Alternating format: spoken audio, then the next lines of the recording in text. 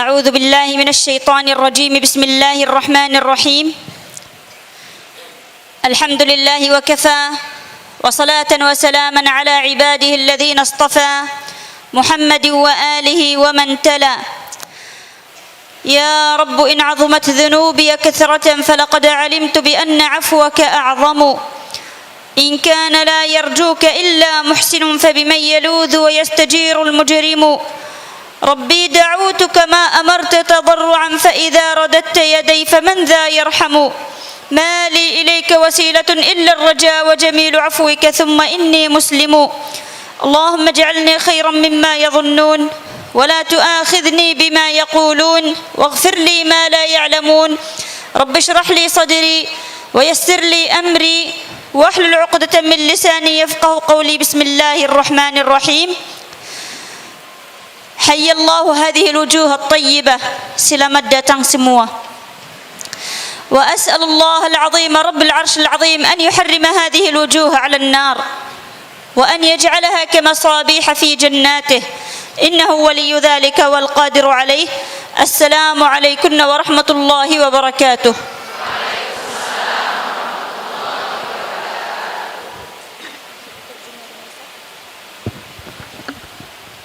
Taib, bismillahirrahmanirrahim. Ya, beliau membuka majelis kita dengan memuji Allah Subhanahu wa taala, kemudian dengan banyaknya berdoa ya. Di antara doanya yang beliau ucapkan adalah berupa bentuk syair yang artinya, wahai Rabbku, jika dosa-dosaku telah banyak bertumpuk, maka sungguh aku mengetahui bahwasannya ampunanmu itu lebih luas. Jika yang bisa berharap kepadamu ya Allah hanyalah orang yang baik, lantas kepada siapakah seorang pendosa berharap dan berdoa? Aku tidak bisa sampai kepadamu kecuali dengan mengandalkan pengharapan dan indahnya pemaafanmu. Lalu aku menyerahkan diriku kepadamu ya Allah. Kemudian beliau juga berdoa, semoga semua wajah yang hadir dalam majelis ini menjadi pelita di surga Allah Subhanahu wa taala kelak. Kemudian beliau membuka majelisnya dengan mengucapkan tahiyat yang merupakan tahiyat dari agama Islam, yaitu Assalamualaikum warahmatullahi wabarakatuh. أيا حبيبات، حياكن ربي جميعكن يا حبيبات، من أول هذه الصالة إلى آخرها، ومن داخل الصالة ومن خارجها، ومن قامت على الترتيب والتنظيم، ومن تعبت ومن هي وراء الكواليس. Di belakang ada kerja tapi di belakang enggak jelas.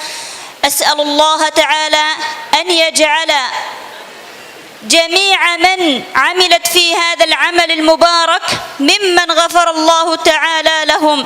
أسأل الله سبحانه وتعالى أن يغفر لي ولكم جميعا يا حبيبات. أسأل الله سبحانه وتعالى أن يجعلنا جميعا ممن أعتقهم من النار وممن أكرمهم برضوانه والعتق من نيرانه، وأن يرضى عنا جميعا لا سخط بعده، رضا لا سخط بعده أبدا. أسأل الله سبحانه وتعالى يا حبيبات أن يصلح لنا ولكم جميعا النية والذرية. Selanjutnya beliau juga mendoakan kepada masing-masing dari kita ya, dari ujung sana sampai ujung sana, untuk semua yang mengatur acara ini, baik yang di belakang layar maupun di depan layar, semua bagian yang telah bercapai atau berusaha untuk menjalankan acara ini, semoga Allah mengampuni kita, semoga Allah memuliakan kita dengan ampunannya, semoga Allah membebaskan kita dari api nerakanya kelak insyaallah. Kemudian semoga kita selalu diluruskan niatnya dan diluruskan, dibenarkan juga anak cucu kita sampai akhir kala. Amin ya Allah. أسأله سبحانه وتعالى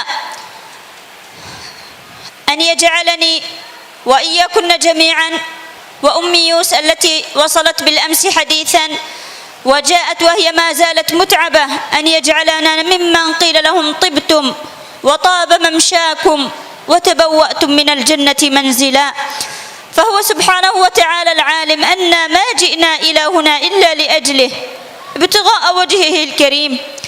جئنا واجتمعنا في هذا المكان لنتذكر ونتذاكر ونتدارس ونتعلم كتاب الله تعالى، لنتعلم كيف نصل إليه سبحانه، لنتعلم كيف نزكي أنفسنا وكيف نطهر هذه الأنفس لنتقرب إليه سبحانه وتعالى. جئنا هنا اجتمعنا لله تعالى، فأسأل الله أن يغفر لي ولكن جميعا ذنوبنا كلها، صغيرها وكبيرها، ودقها وجلها، وأولها وآخرها، وسرها وعلانيتها، وأن يفرج عنا جميعا ما أهمنا، وأن يصلح لنا حالنا وبالنا وأزواجنا وأولادنا، وأن لا يكلنا إلى أنفسنا طرفة عين. Kemudian beliau juga berdoa lagi, semoga Allah menjadikan kita ya semuanya di sini, terutama Umius ya yang baru datang kemarin, yang mana harusnya sekarang beliau juga masih dalam keadaan capek ya, namun beliau mendoakan kita semua supaya kita menjadi salah satu yang diberikan kabar gembira pada hadis Nabi kita Muhammad SAW, yang mana berbahagialah kalian. Ya, kenapa? Karena kita hadir di sini karena Al-Quran. Kita berkumpul di sini karena Al-Quran. Oleh karena itu, kita bisa memilih tempat kita atau kedudukan kita nanti di akhirat kelak. Kemudian beliau juga mendoakan kita, semoga selalu diluruskan niatnya. Kemudian semoga Allah mengampuni dosa kita, baik yang kecil maupun yang besar, yang kita sadar maupun tidak sadar, yang terang-terangan maupun yang tidak terang-terangan. Dan segala bentuk dosa kita semoga Allah mengampuninya. Kemudian semoga Allah memperbaiki keadaan kita, urusan kita, mempermudah segalanya untuk kita. Amin ya Allah. Ayah Habibat, ana wa antunna jami'an, semua tamu, aku bersama semua kita, semua tamu. Nahnu dhuyufu man? ضيوف الله تعالى، جئنا جميعا لله تعالى، فأسأل الله أن يكرم ضيافتنا في الدنيا وفي الآخرة. Kemudian beliau juga mengingatkan kita semua ya, ketahuilah bahwa kita semua adalah tamu. Ya, semua kita adalah tamu. Tamu siapa? Tamu Allah Subhanahu wa taala. Kenapa? Karena kita sedang membahas tentang Al-Qur'an Al-Karim, sedang membahasnya, mempelajarinya, mengetahui atau mempelajari segala hal yang bisa mencapai kepada derajat dan mendekatkan kita kepada Allah Subhanahu wa taala kelak. Semoga Allah selalu memudahkan kita. يا حبيبات، إن من أهم مقاصد القرآن الكريم هي تزكية النفس البشرية. Kemudian ini termasuk tema yang kita bahas ya, bahwasannya hal terpenting ya, hal terpenting untuk dalam penurunan Al-Quran Al-Karim, dalam maksud turunnya Al-Quran Al-Karim adalah mensucikan diri, mensucikan jiwa-jiwa manusia. النفس البشرية يا حبيبات بفطرتها مستعدة للفجور، siap ke rusak، مستعدة للفجور، ولكن لا خلاص لها ولا نجاة ولا نجاح في الدنيا وفي الآخرة إلا بتزكيتها. الله تعالى يقول: ونفس وما سواها فألهمها فجورها وتقواها. Terus, قد أفلح من زكاها، قد أفلح من زكاها، قد أفلح من زكاها. اللهم زك نفوسنا، لا يعيننا على تزكيتها إلا أنت يا الله. Kemudian beliau membuka pembahasan kita bahwasannya jiwa manusia dari asal diciptakannya sudah condong untuk melakukan kerusakan ya, sudah condong untuk melakukan kerusakan, sebagaimana tadi dalilnya sudah disebutkan ya oleh guru kita pada surat Asy-Syams. Oleh karena itu, inilah kita tidak akan memperoleh jiwa yang suci ya, tidak akan memperoleh jiwa yang suci dan tidak akan memperoleh keberhasilan dan keselamatan di akhirat kelak kecuali bagi orang-orang yang mensucikan jiwa tersebut. Cukuplah Allah yang bisa membersihkan jiwa-jiwa ini ya. Oleh karena itu kita penting untuk membahas tentang ini. جميع الرسالات لجميع الأنبياء والمرسلين تدعو إلى تزكية النفس، لا يوجد رسالة واحدة لم تدعو إليها. كل الرسالات النبوية، كل الرسالات للأنبياء والمرسلين تدعو إلى تزكية هذه النفس. موسى عليه السلام وعلى نبينا أتم الصلاة والسلام دعا فرعون، ماذا قال له؟ هل لك إلى أن تزكى وأهديك إلى ربك فتخشى. دعاه إلى التزكية. Kemudian beliau menyampaikan ya bahwa semua nabi, semua utusan Allah Subhanahu wa taala, semua para nabi zaman dahulu sampai sekarang tidak terlepas dari memohon kepada Allah untuk mensucikan jiwa-jiwa mereka. Nabi kita Nabi Musa mengajak juga kepada orang terburuk ya, siapa? Fir'aun, untuk mensucikan jiwanya. Ini merupakan tanda pentingnya untuk mensucikan jiwa-jiwa kita semua. نبينا إبراهيم وابنه إسماعيل عليهما السلام وعلى نبينا أتم الصلاة والسلام أيضا كانت دعوتهم إلى التزكية، بل ودعوتهم لجميع الخلق أن يصلوا إلى هذه التزكية. دعوا الله تعالى ربنا وبعث فيهم رسولا منهم يتلو عليهم آياتك ويعلمهم الكتاب والحكمة ويزكيهم. كل هذه الدعوات لجميع الأنبياء كانت يا حبيبات تدعو إلى تزكية النفس.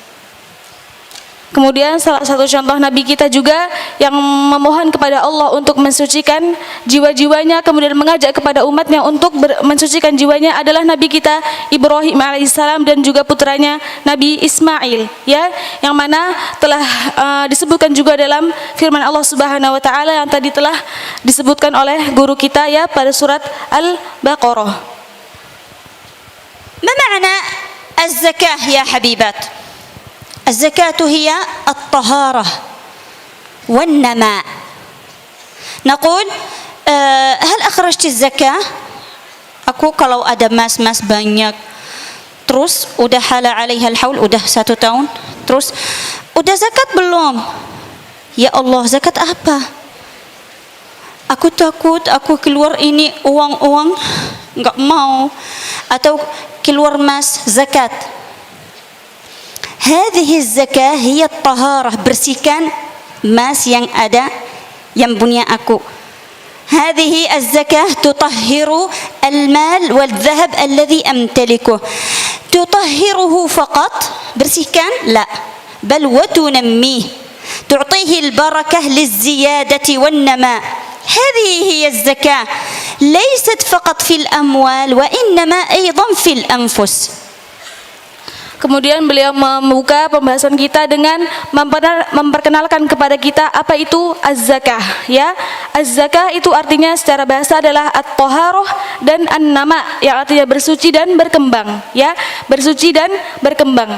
Kemudian beliau memberikan contoh ya, kita punya harta, ya, kita punya harta yang banyak, yang mana juga jika sudah melampaui batasnya kita diwajibkan untuk menunaikan zakat.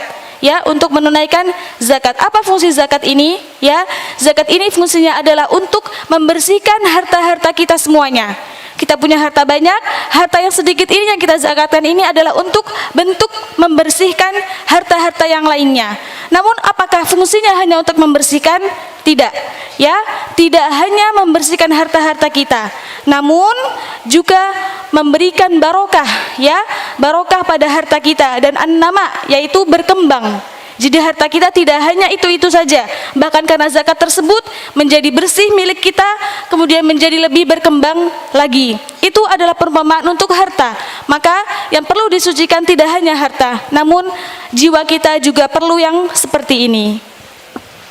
لذلك كانت مهمة الحبيب صلى الله عليه وسلم في العرب، سواء من كانوا يعلمون القراءة والكتابة أو الأميين، ذات شقين، ولكن نقول الأميين. لماذا؟ لأنهم كانوا يعيشون في ظلام الشرك. لذلك كانت مهمته صلى الله عليه وسلم فيهم ذات شقين. الشق الأول تطهير العقول من خرافات الشرك وتطهير القلوب من قسوة الجاهلية. المهمة الأولى تطهير العقول من خرافات الشرك وتطهير القلوب من قسوة الجاهلية. Kemudian beliau diutus pada zaman jahiliyah itu untuk apa? Dua hal dengan dua tujuan yang sangat penting untuk diutusnya kepada orang zaman jahiliyah. Ya, kenapa? Karena pada zaman dahulu mereka itu adalah orang-orang yang ummiyin, ya. Namun ummi di sini bukan hanya buta huruf yang lainnya, tidak. Namun karena mereka hidup di bawah kesesatan, ya, di dalam kesesatan. Kemudian beliau diutus untuk melakukan dua hal, ya, untuk meluruskan dua hal. Yang pertama ditujukan untuk tathhirul qulub, ya, untuk mensucikan al-uqul, ya, akalnya. Dari apa? Dari pemahaman-pemahaman jahiliyah, khurafat-khurafat. Jadi beliau pertama diutus untuk membersihkan akal manusia dari pemahaman-pemahaman zaman jahiliyah, khurafat-khurafat yang ada pada zaman dahulu. Kemudian tidak hanya akalnya saja yang dibersihkan, namun hatinya juga. Ya, beliau diutus untuk membersihkan hati-hati manusia dari jeleknya zaman jahiliyah, buruknya zaman jahiliyah, sebagaimana kita semua tahu, ya, bagaimana bentuk peradaban sebelum datangnya Islam. المهمة الأولى تطهير العقول من خرافات الجاهلية والقلوب من خرافات الشرك والقلب من قسوة الجاهلية. الشق الثاني هو العكس، تنمية العقول بالمعرفة بالعلم وتنمية القلوب بالإيمان. إن نمينا العقل بالعلم والمعرفة ونمينا القلب بالإيمان زكينا هذه الأنفس. وهذا هو ما فعله الحبيب صلى الله عليه وسلم حتى كانت أمته بحق خير أمة أخرجت للناس. Baik, tadi sudah kita katakan, ya, awal atau hal penting diutusnya Nabi kita Muhammad SAW adalah membersihkan akal dan hati, ya, akal dari pemikiran syirik, kemudian hati dari keburukan-keburukan zaman jahiliyah. Setelah dibersihkan, maka muncullah tujuan kedua, yaitu tanmiyatul al-uqul bil ma'rifah wa tanmiyatul qalb bil iman. Setelah dibersihkan, akhirnya diberikan pupuk untuk menumbuhkan apa? Menumbuhkan akal kita, akal manusia dengan apa? Dengan pengetahuan tentang Islam, ya, tentang pengetahuan. Jadi menumbuhkan hati dengan apa? Menumbuhkan akal dengan apa? Dengan pengetahuan. Kemudian tidak hanya akal saja yang diberi pupuk, tidak. Tapi hati juga harus dikembangkan dengan apa? Bil iman, ya, dengan keimanan. Karena tidak akan bisa sempurna kecuali dengan ini semua.